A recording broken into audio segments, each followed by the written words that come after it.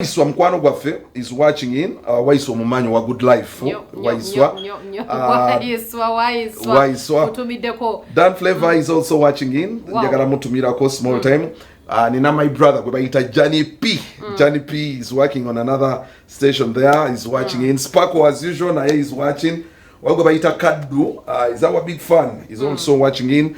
Thank you so much Lanek naye kwali president wa omwana oyo mutumiddeko nnyo wabula ate nina mukwano gwange mukwano gwange by the way just a friend big deal Musiyo maiba mutawanya nnyo Musiyo obeera nnyo ne touch Musiyo is my good friend bambi sagala musibeko ebigambo nkimanya aline baby mama we akutumirako Musiyo we bale kubanga ate owagira nnyo program roundabout n'okubanga ate oli chapiri owakabi Musiyo alinako sente Gala tuswaza Musiyo wano yakolamu tetumulinaako obuzibu buza break aso tukutumiddeko nyo dala kale tukana twade kumbozi ya Geofrey Lutaaya honorable is too busy to do so many things. Sometimes there is need for you to delegate some people to help you push your ambitions ahead. So chakoze New Eagles HR standing as an MP weka kuto achayimba.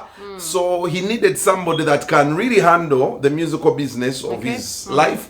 So natwanjulira management olunaku lwaleero manager tusubiza bingi nnyo byagenda otereza ne byetusuubira okutwaliza wadde big deal events Musiyo aleta big deal events erengera baya double mu kibuga lwakuba ayagala bya mu governor eyo mu butala nga disco weekuba big deal events etawuka sikatwa management empya egenda okudda mu kifo kino twadenda gano kola naye agenda kubanga yadukanya ekibiina kya the New Eagles mbutongole tubadde tetusobola kubeera nga ffe bayimbi ate ffe ba manager tukigezezaako naye tetukisobola so nga tulina okuwandiika oyo yennyini asobola omulimu ogwo atukulembere era ye maaso gammwe ye mwami Ivan Ndidde gwe tuli naye wano likodi yange simbi kubanga omulimu gwenkola essaawa zino mukama wange yampadde nagusomerera nina degree mu public administration and management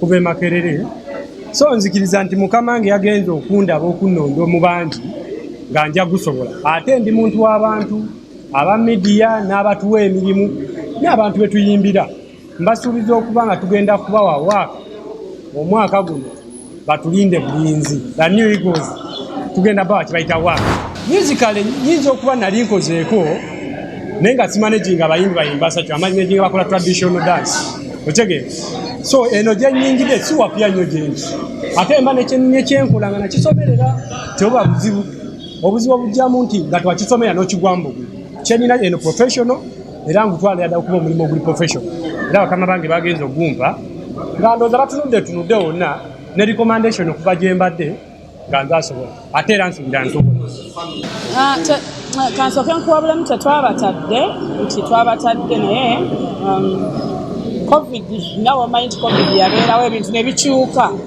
era buli kimu kyakyuka ate New Eagles era nga bwe twabagamba tuzeemu tugenda kuba tuleetayo kone ku bayimbi be tunaba tusobodde tutambuze kubanga okuleeta abayimbi ffe nga ffe passion tukyagala bwagazi tetulina bwe tukyavoidinga twakiyingiramu tukyagala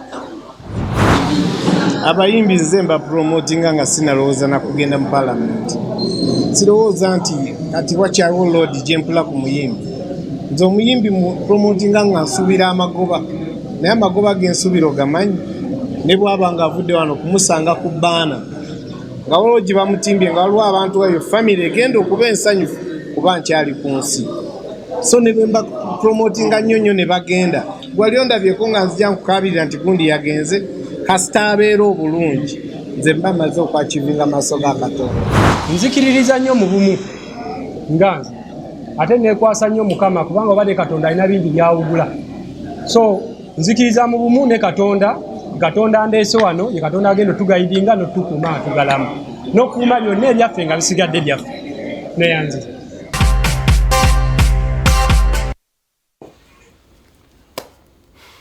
okay ndowooza babirabye bulungi management empya agirabye bulungi Yep. omukulembeze ali busy you know sometimes omuntu obeera ne waka nga mungi nnyo ng'ebyokukola bingi kakuuto Actually, you know thanks to him, actually, Katononyo, thanks to him, we have the Jovan Luzindo of this world. Thanks to him, we have Grace Khan of this world. Thanks to him, we have Kawomera Shasha Brighton.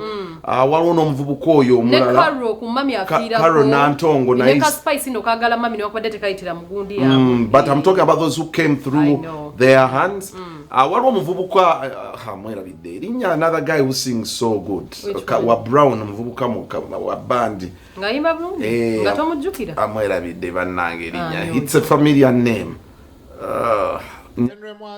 Henry Mwanje, my love. Omwana yayimba bulungi by the way. Exactly. So that is all Geofrey Lutaaya's, you know, scouting. So I think keep doing that.